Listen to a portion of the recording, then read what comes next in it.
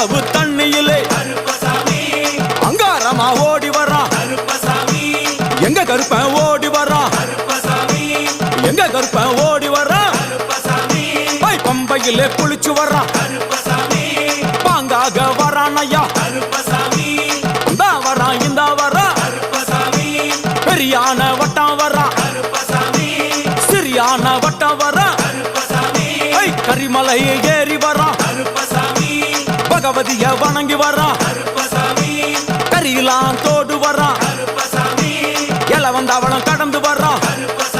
சாமி முக்குழிய தாண்டி வரான் அழுதாமேடு உச்சி வரான்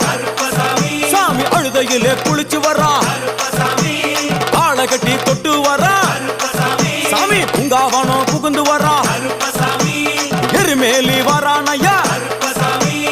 அவர் சாமி கூட வரான்